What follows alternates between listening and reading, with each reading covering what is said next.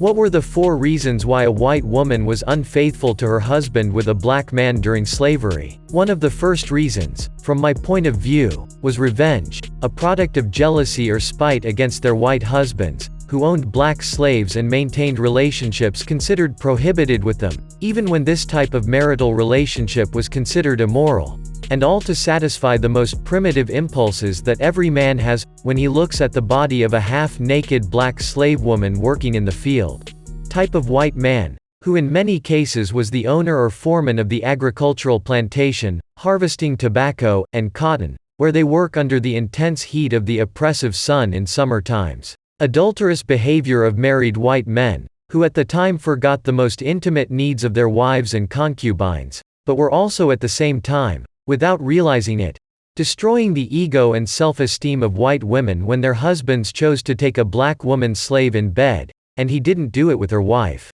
Immoral and selfish acts of some white slave-owning men, which made the white woman feel less attractive than the black woman in a slave society with a puritanical mentality, which saw black people as less than white people according to the social hierarchy of the time, but it was also the racial caste system in the British colonies. As reason number 2 why some white women cheated on their husbands with black men during slavery, we have to talk about the exaltation of a black man's intimate attributes over other qualities of the white man's body during slavery. Historically, everyone knows that both the bodies of black men and women were exploited and raped by slave owners, but they were also used as a tool of production, in which the wombs of black women were used to breed slave children, due to the commercial value that they had in the African slave market, after the purchase of slaves in the international market was suspended, which was as famous and lucrative during that time as the transatlantic trade in African slaves.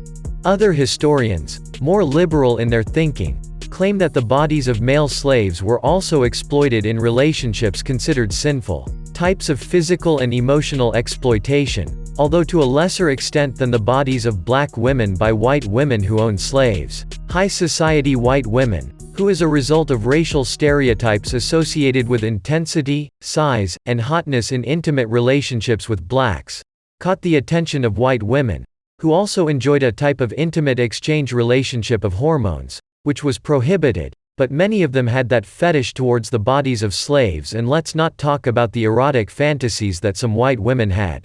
Conclusion about the behavior associated with the bodies of slaves, which tells you that the exaltation of the most intimate attributes of a person above others included both black women and men, was part of the collective imagination of some whites, in which erotic images of both white men and women, visualizing those masculine and feminine attributes that were characteristic of black slaves, were the center of attention. We all know that during slavery, in the vast majority of the southern British colonies, both black men and women were seen as wild animals, who had no control over their impulses or hormonal activities, where they made love, with anyone, anywhere, any place or time, without thinking about the moral consequences of said acts, was something that scandalized the puritanical European society of the time. Let's talk about the third reason why some white women slept with black people during slavery, in which slave-owning socialite women used the most forbidden desires against male slaves as a way to establish hierarchical dominance as a woman over a man in a society considered patriarchal, in which she, as the owner of that slave, had total dominion over a man. Type of high society woman who defended, sued and was always in a position of power over black men who were part of her property, either hers or her husband.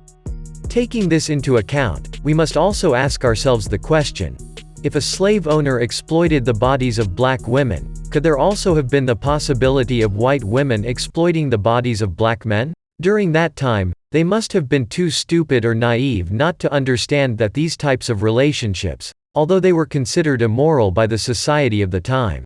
Perhaps that is why, without speculating, we must accept that relationships between whites and blacks did not occur in the rooms of some white women, outside the inquisitive gaze of social repudiation of those who enjoyed the body of a slave man, which she considered property. To make these types of relationships prohibited by satisfying the most primitive needs are seen by the church as a sins. This is where the dynamics of the relationship between slave owners and slaves change when we talk about the work, personal and intimate relationship between a white man who owns slaves and a white woman who owns black slaves, where it is important who has the power and who does not, as well as the way in which that power is applied by the dominant group. No doubt, the slave owners applied power to the black slaves they owned, in the same way the white female slave owners imposed their power on the male slaves, where they satisfied their needs, demands, and desires. The most intimate feelings of flesh were part of this dynamic between slave owner and slave. Finally, when we talk about the reasons why a white woman made love to a slave, in some cases being unfaithful to her husband, which I consider number 4, why some white women had forbidden relations with a black man, even when it was morally condemned, to the point that such a relationship was considered a social taboo, which could cost a black man his life. And even more so when that black man had been found in a relationship, considered romantically, with a white woman, which would also bring disgrace and bad criticism from a woman who dared to break this type of social taboo by exchanging hormones with a black man.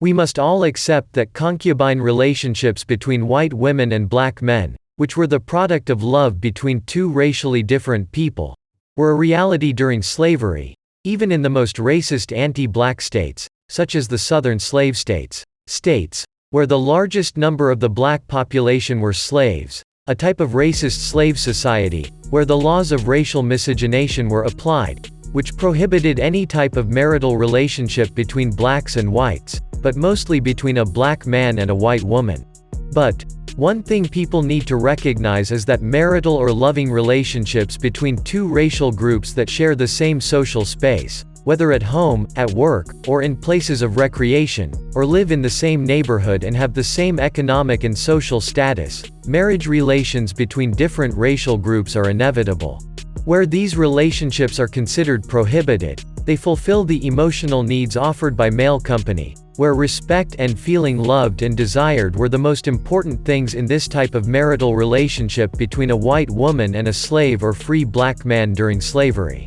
Were there intimate relationships during slavery between black men and white women? My answer is yes. Ladies and gentlemen, if you like this type of work, please subscribe to this channel, like it, leave your comments, but above all, share this type of video, which would be very helpful. Thank you so much.